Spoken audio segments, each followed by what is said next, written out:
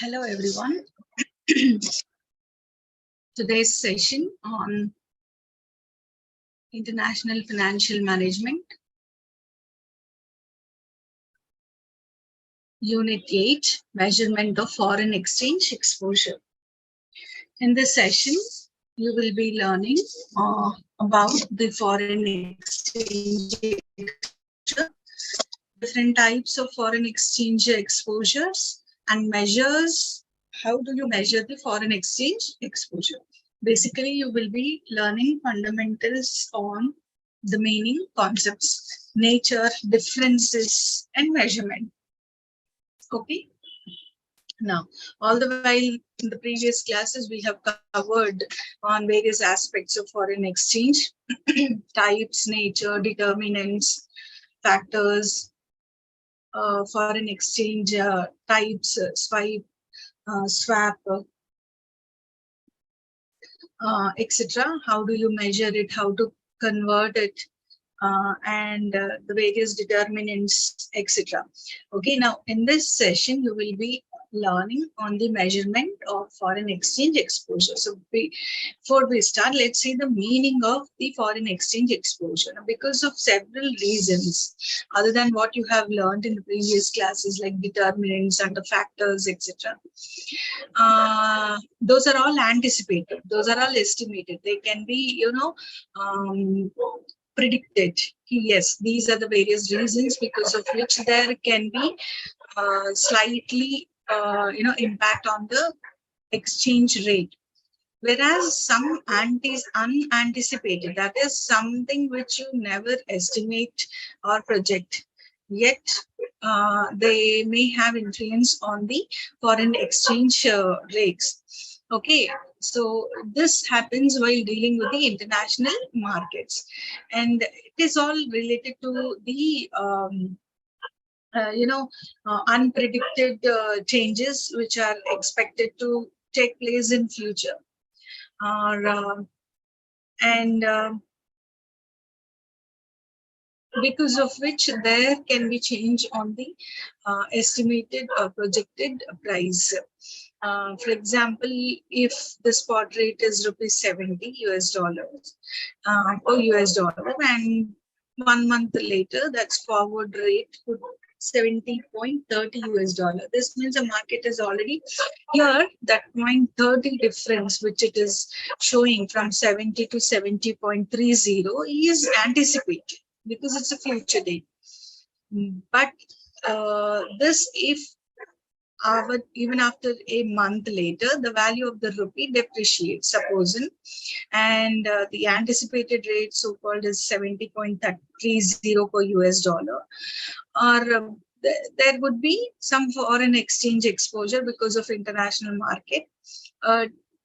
Depreciation is anticipated in the market, but if the value depreciates to 70.50, foreign exchange exposure in this scenario is said to be existing because it is beyond expectations. What is expected is 30, but it is as on that date 70.50, which is beyond expectations. This kind of scenario is termed as foreign exchange exposure. All right. Next, let's see various types of foreign exchange exposure. Now, this figure clearly shows you the various types under foreign exchange exposure. See here, exchange rate exposure is basically divided into two. That is, see, translation or accounting exposure. Sometimes while recording from, which differs from one accounting, recording procedure to another international level. Because of the differences in the recording or translation, or the methodology that has been conducted, there may be some differences. Such differences arising are all summed up under translation or accounting exposure. Okay. And in this exclusively, if any cash flows are there, we exclude them. We do not include them in this accounting exposure. Next is economic exposure. Economic exposure is all about cash flows. It includes cash flows, and basically this is again divided into two, that is transaction exposure and real operating exposure. Transaction is all about present cash flows, whereas real operating exposure is about future, that is next date, future date cash flows.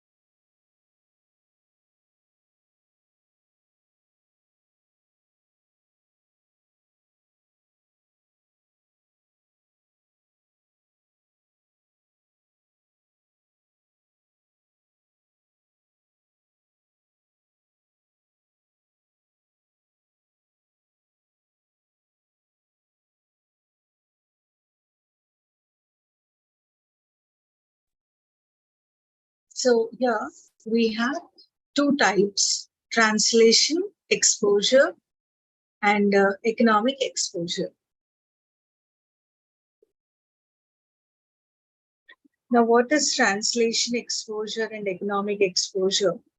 Translation exposure is all about the accounting exposure, where it is derived from the consolidated financial statements of any company, provided they do not influence the cash flows. Whereas economic exposures involve cash flows. Cash flows are various activities which takes place in company, which are summarized into three, that is financing, investing, and operating expenses, cash flows.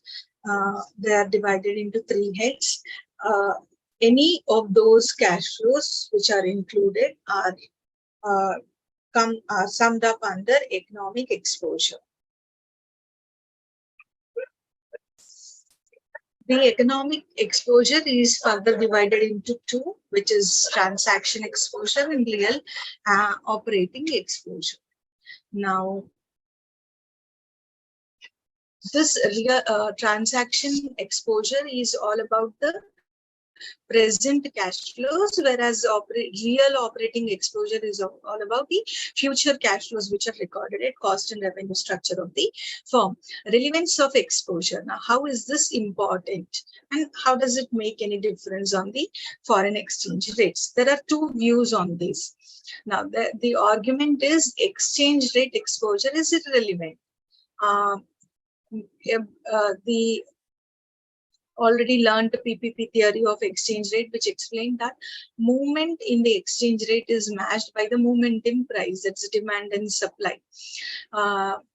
If it is not affected, there is no need to study the exchange rate. But for instance, that a country like India facing high rate of inflation than the USA. As a result, the rupee value will decline, and the same impact will also be considered on US dollar. Then when an Indian firm importing components or moving goods or services from the USA will face this cost escalation, we call it, because of the differences in the Indian rupee and the USA rupee, and because of the inflation rate which is prevailing in India, will have impact on the USA. The imports which are coming from the USA, and because of these exchange rates, higher rate of inflation, the cost of domestic firms also will increase. There will be no change in the competitive position between importing firm and domestic firms, that is Indian firm and USA firm, even after the change in the exchange rate. Therefore, here in this argument, the exchange rate exposure is said to be irrelevant. So therefore, there should not be any discussion, any theory on based on this three-piece theory. It is said it is irrelevant. That's the exchange rate exposure is irrelevant. But however, see, as per the second view, that is, yes, it is relevant and it is to be done. And the argument towards this PPP theory not applicable in the short run and even in the long run. Now, there are various factors which influence the rates. It is not just inflation. There could be other reasons as well. And the argument which is which says that it is relevant to estimate and consider the foreign exchange exposure on account of other factors, such as the resulting exposure will not be matched by the changes in inflation rate differentials, and this exchange rate exposure would definitely have a difference. Moreover, this unstable changes because because of the various changes in the exposure rates will have impact on the firm's growth, and sometimes this may also lead to bankruptcy.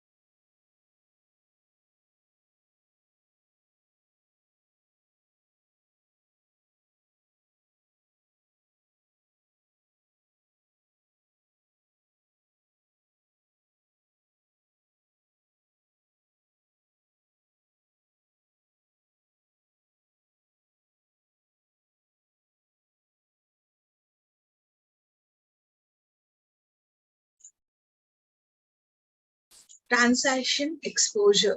Now, transaction exposure means changes in the present cash flows of a firm consequent upon the exchange rate changes. It emerges mainly on export-import of commodities on open account, borrowing and lending of foreign currency, intra-firm flows in an international company. Export and import on open account. Now here the transaction exposure basically emerges because of the foreign trade activities such as export import transaction on an open account. For example, to better understand, in an Indian firm export goods to the US and the bill is invoiced in US dollar, and suppose it has to receive payments within 2 months, but the US dollars depreciates, and then this will result in reduction of the earnings of the firm in terms of Indian rupee. Now, this change in cash flows occurs in both the cases. In case if there is a loss and even if there is a gain. When an Indian importer is importing to USA, in the US dollar appreciates before payment is made in US dollar, the importer will have more rupees. If the US dollar depreciates, then he will gain. And pay less rupees. In this case, too, cash flows are changing. So this type of changes in cash flow is known as transaction expo, and this can be better understood with this flow chart. That's rupee worth of accounts receivable when actual settlement is made, whereas rupee worth of accounts payable when trade transaction is initiated. Now, the transaction exposure is divided into three: quotation, backlog, and billing. Quotation is all about the quotes which an exporter quotes at a price in the foreign currency and exists till the importer places. All right, then we have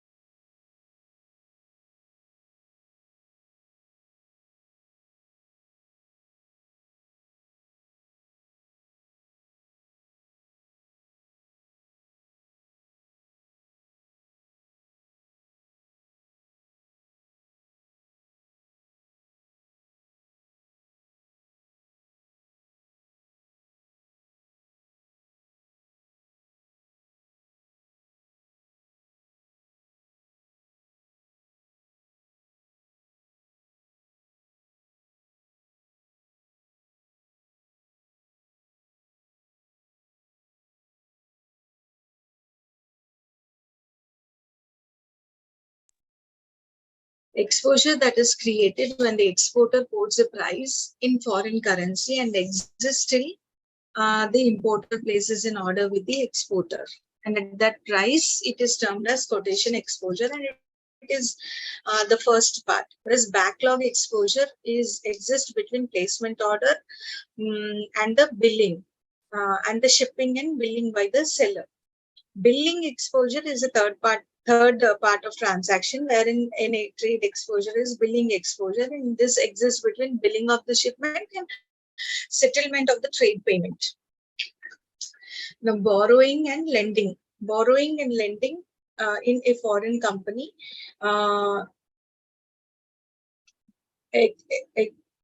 It is a kind of transaction exposure which accounts exist because of foreign currency. If the foreign currency appreciates, the burden of borrowing will be greater in terms of domestic currency, and if the foreign currency depreciates, the burden of borrowing will be lower. Similarly, receipt of the lender in case of appreciation of the foreign currency will be larger in terms of domestic currency, because not only the principal but also the amount interest to be paid or received changes with the changes in the exchange rate. Intra-firm flow in an international company. This consolidated net exposure. Consolidated net exposure or the transaction exposure of a multinational corporation should be considered in terms of consolidated net exposure, meaning that in case of MNCs, that's multinational companies.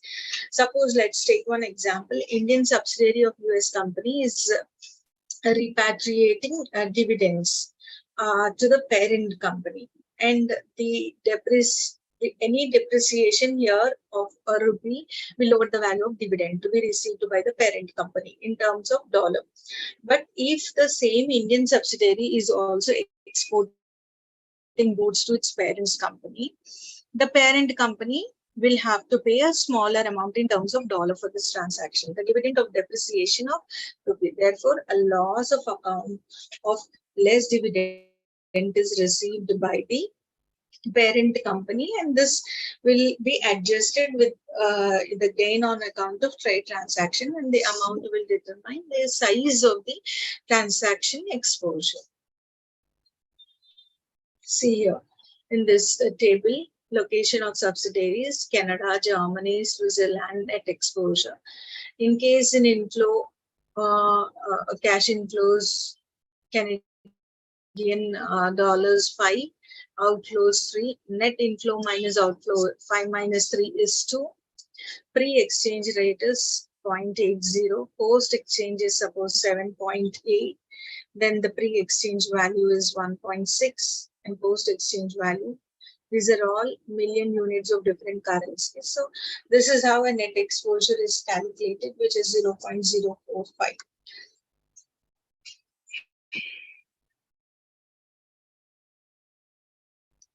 It is always the net flows that determines the magnitude of transaction. A consolidated net exposure amounts to only US dollars 45,000 after compensating the loss in 2 cases with a gain in the third. Now, in this above table, there is no gain. Suppose if there is a gain of US dollars 45,000 and the tax rate is 50%, then the transaction exposure would have been US dollars 45,000 into 1 minus, that's 0.50, because of the tax rate 50%. US dollar 22,500 is the transaction exposure rate. Now see, there's one illustration. Find out the transaction gain or loss on the basis of the data pertaining to India's foreign trade. Suppose this is given particulars in US dollars million, Japanese yen million, British pound, import export, pre-exchange rate and post-exchange rates are given in a calculation of transaction exposure. So with the given information, we can easily calculate this net flows. That's export minus imports. Export here is 1150 minus 1250, which results in inflows minus outflows. Pre-exchange value. Suppose, here we have dollars, Japanese yen, and British pound, and US dollars, Japanese yen, and British pound. A pre-exchange value is pre-exchange rate into net flows. Okay, so here we got rupees 45 US dollars. So the difference into this. So here 1150 minus 1250, the difference is 100 in the first case, which is the outflow. 100 into 45, that is pre-exchange rate. It is 40 minus 4500. Similarly, we calculate post-exchange value, that's post-exchange rate into net flow, and the net flow here is 47 rate 100. So 100 into 47, that's outflow it is, so hence it is minus, so minus 4700. And the difference between these two, that's pre and post values, are minus 4500 minus 4700 is minus 200, which is a loss. And so on and so forth, we calculate for the Japanese yen and the British pound as well. And finally, if you could see the size of exposure in terms of millions, that's column B minus A, minus 200 in case of US dollars, minus 0.25 in case of Japanese yen, and British pound, it's minus 100. Altogether, if you sum up and simplify, it is minus 300.25 loss. So the transaction exposure is calculated as 300.25 million transaction loss. Since the value is in terms of minus negative, it is loss. Real operating exposure. Now the next topic is real operating exposure.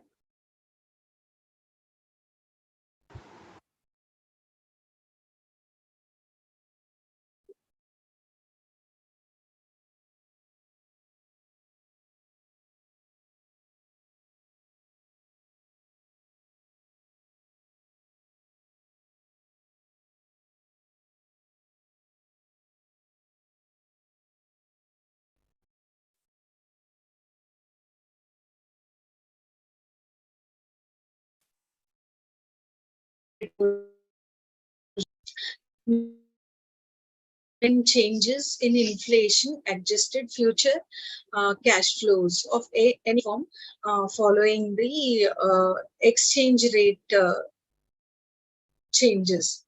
The word real here denotes the concept of real exchange rate, which means nominal exchange which is adjusted for inflation. The word operating here is used where we are concerned about the cash flow, operating cash flows. And this operating cash flows are prone to a change, in which causes of change could be the value of the firm. If inflation rate differential is forecasted correctly, then real operating exposure can be easily estimated. And now, while measuring the real operating exposure, we have understood that the impact of inflation and exchange rate on future cash flows, on the future and on the cost structure of a firm. Now, this may vary from firm to firm, and this produces three: for the export market, domestic market, but competition from import is present. For domestic market, when there is no competition from abroad. Similarly, in terms of imports also, we have imports and inputs, procures inputs from domestic source, competition from foreign supplier is present, get inputs from domestic sources, and there is no competition from foreign suppliers. Now let's see the impact of inflation on revenue. Inflation and revenue, how they have impact. Suppose a firm is produces for exporting, and if the demand for the product is inelastic, that means the product is highly differentiated, and if the exporter enjoys monopoly, that means no competition, then for that given product, in that case, the inflation can be passed on to the consumers abroad, and the revenue of the firm will increase. Because inflation is not observed by the company, rather it is being transferred to the consumers. The impact of, in this condition, the impact of inflation cannot be transmitted to the consumer, and the revenue will fall. In case vice versa, if this is being, if suppose the revenue of the firm, in case if there is a pre-inflation period, and if this condition does not exist, then the inflation cannot be transferred to the foreign consumers. Rather, the revenue will have ultimately increase in its prices, and this will have impact on the demand, and further this will reduce the sales. Because the prices are increasing, the sales may be affected. Secondly, when the firm produces for the domestic market and when competition from abroad is present, in this case, the imports will meet the domestic demand. If it is highly price elastic, inflation will reduce the revenue. Because domestic market is having competition from the abroad, the inflation will reduce the firm's revenue, which is anticipated. Thirdly, and the last case, where the firms produces for the domestic market and there is no competition from abroad, then this domestic demand will have very little sensitivity to the prices, and the revenue stream will be larger in the post-inflation period.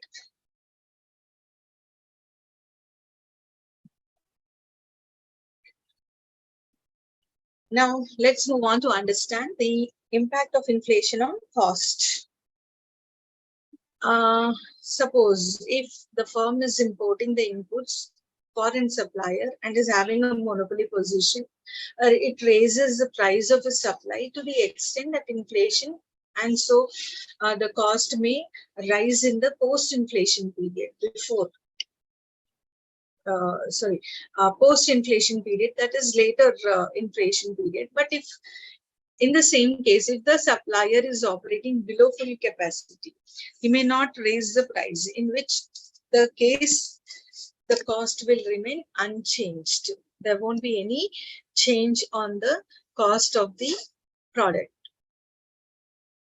If a firm gets input from domestic suppliers and if inflation is occurring, then the supplier will not raise the price if imports are competing with the local supply. In this scenario, the cost of the inputs will not rise in the post-inflation period.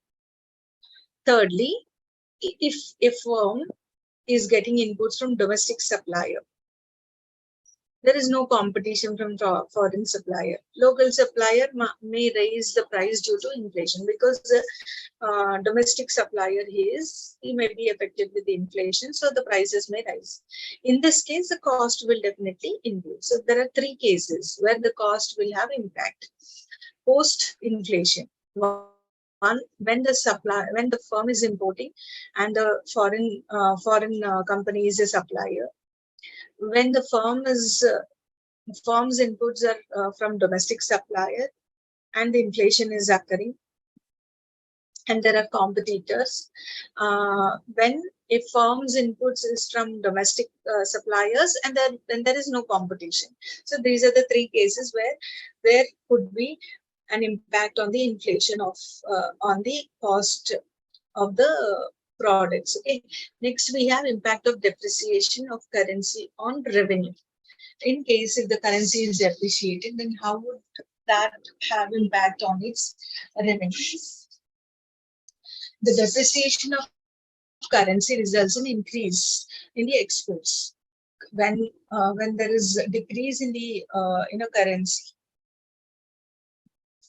value of currency, then the exports will increase, and the firm possesses additional capacity to meet the increased demand. Because the prices fall, there would be definitely more demand, and for this the firms will raise their capacities to ensure that that they make enough revenues. In this competition, the sale in the domestic market will certainly increase as imports become costlier because of depreciation in the currency. The price of the product can also be increased a little, and this will surely increase the revenue of such firms. Again, when there is no competition from abroad and the demand for the product is price inelastic, the firm can increase the price of the product and the revenue will expand. If there is no competitor or from abroad, then the demand for the product will be increasing. Now, next we try to understand the impact of depreciation of currency on cost stream. Here, the larger the share of imports in the total inputs of the firm, the higher will be the cost. However, if domestic substitutes are available, then the cost structure may be affected, as the firm will have to get more inputs from the local suppliers.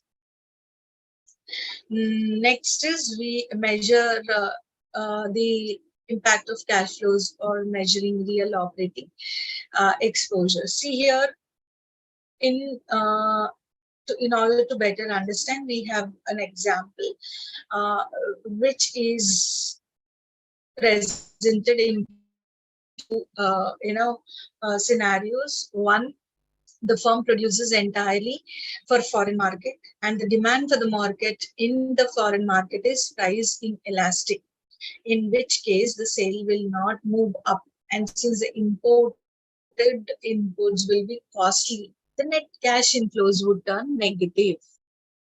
The other scenario is when the sale expands in both local and foreign markets. Substitutes for imported inputs are available in domestic market only. In this case, the cost does not rise, the cost will not increase. Now, see, let's take the first scenario and the second scenario, and year wise for 1, 2, and 3, and better understand with a small example. Yeah. If it is a discount rate is at 10% and the present value of cash flows for the two scenarios, we can calculate for just 3 years the present value. If you all recollect how we calculate the PV values, first year it is minus 4,500 divided by, since that's 10%, it's divided by 1.10 plus minus 5,000. 1.10 square plus minus 6,000 upon 1.10 cube. Now, if this is simplified, you are getting minus 12,731.03. In the second scenario, similarly, if we calculate with 8,000, 7,000, and 6,500, the present values, they are 17,941.4 rupees.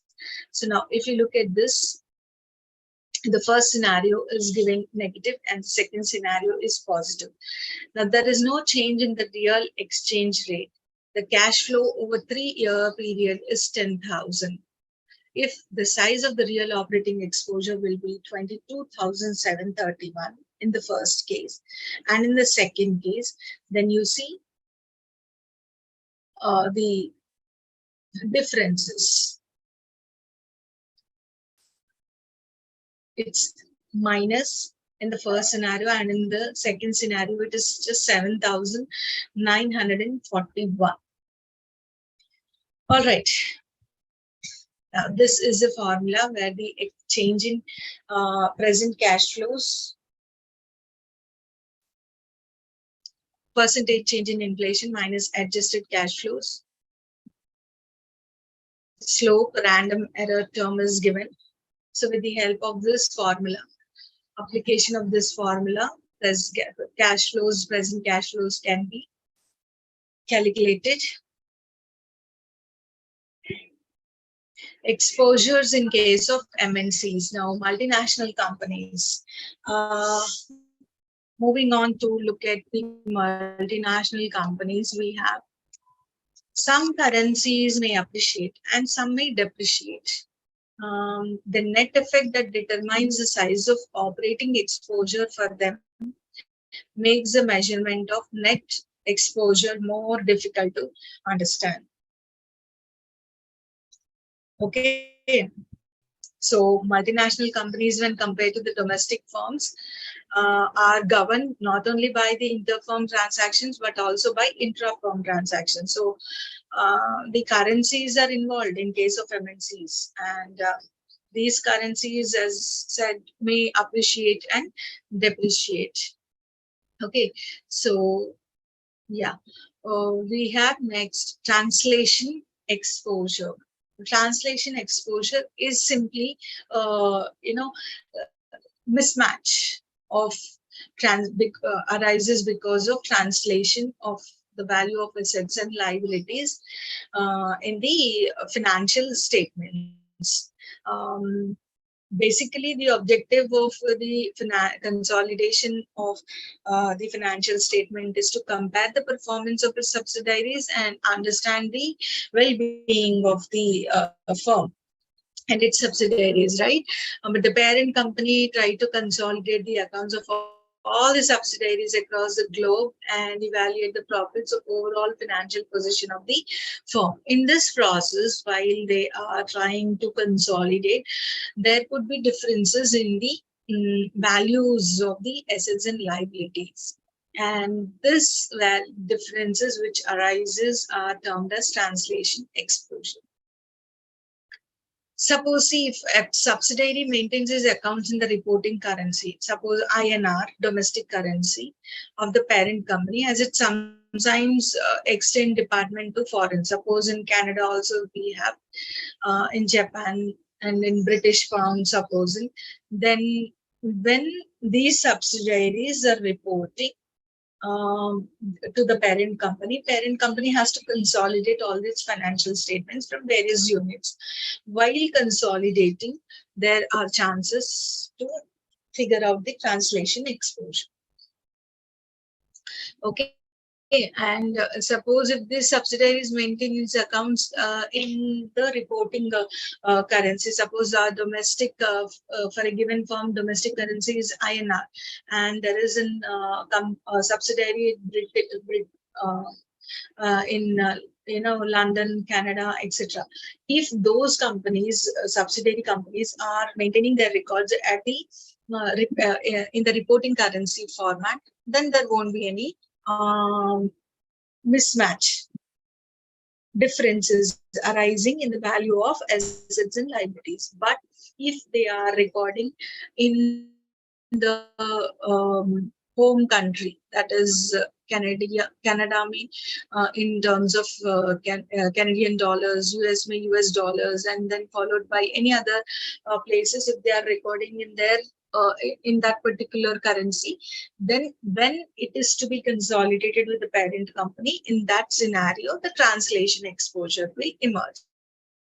And when there is a change in the exchange rate also, the translation exposure will emerge. And see, if the subsidiary here again is located in a country where the currency is highly unstable, in that scenario also exposure risk is very much high, and it is quite natural that the different methods would yield different results.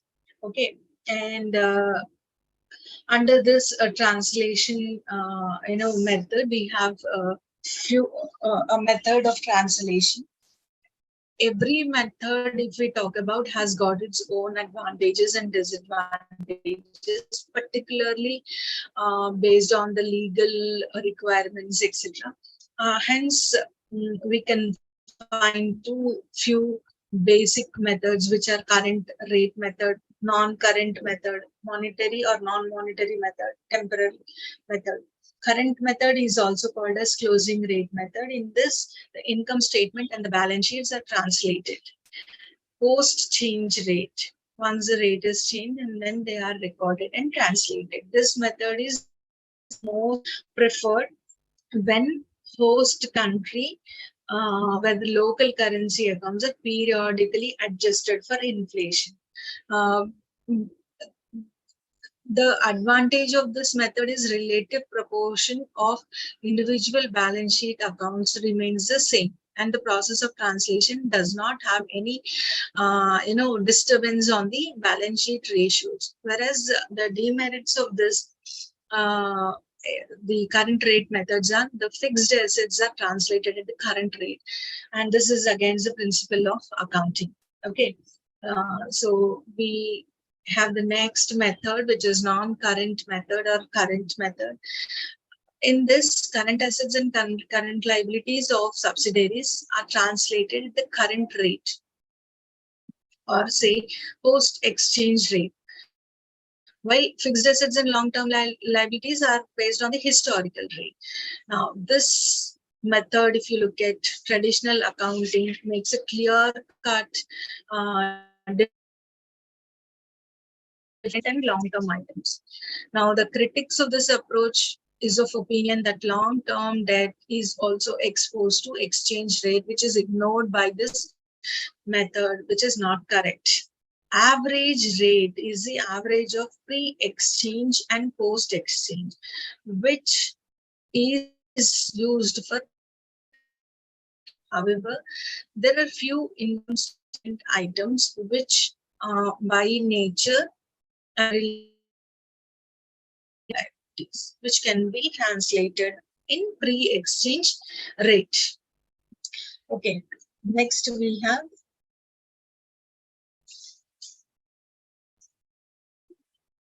temporal methods. Temporal methods mean we have three items which are translated at historic rate, such as fixed assets. This is done in order to ensure that the value of assets and liabilities are shown at their original values in the financial statements. And this temporal method is translated at current rate, and if the inventory is shown at cost price, then it's translated at historical rate.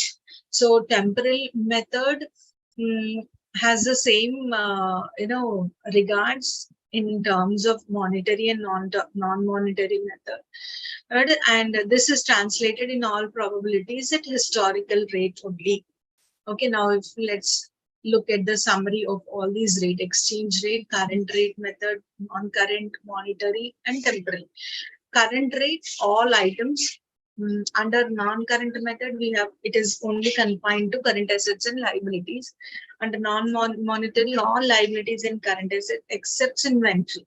Under temporal, all liabilities if inventory is shown at market.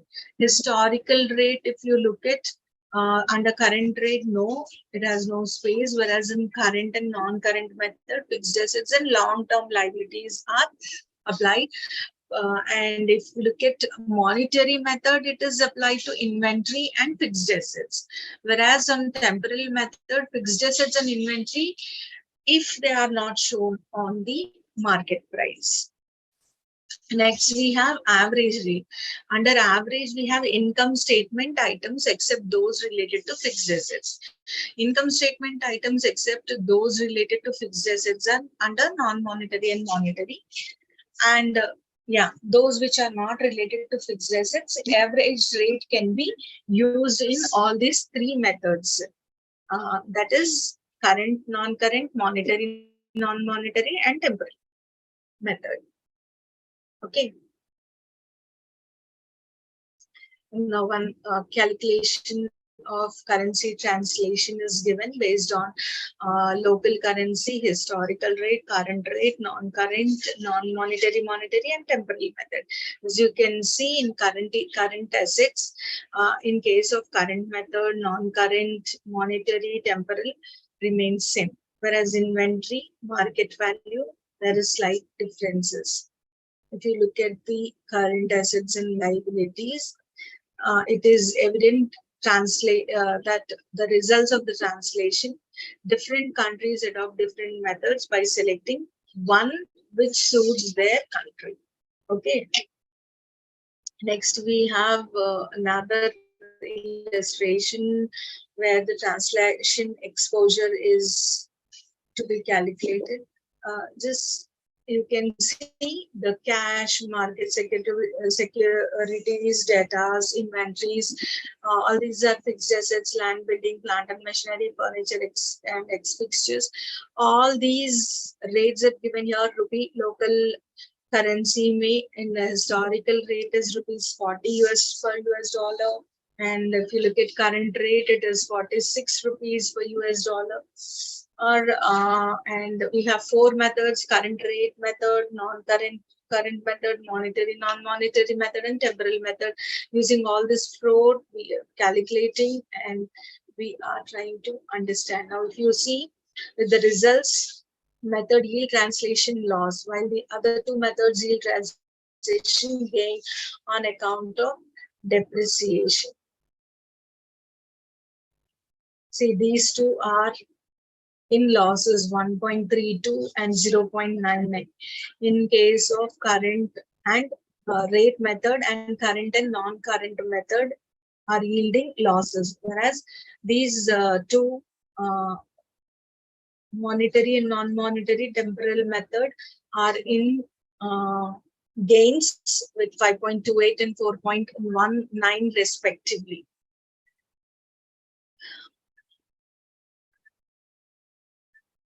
So with this, the foreign exchange exposure is done. So various key concepts account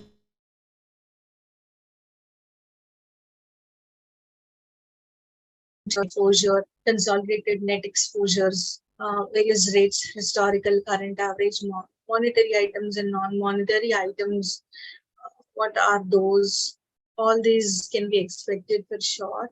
And besides long-term questions, we have the various exposures and in detail how the methods are used and calculated, different sizes.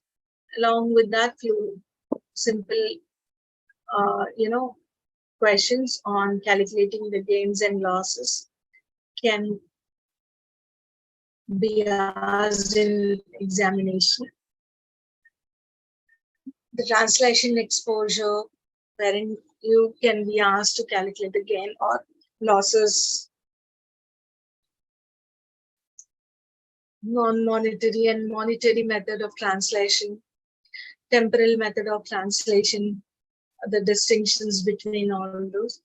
So these are the areas of focusing where you can focus on preparing for the final examination.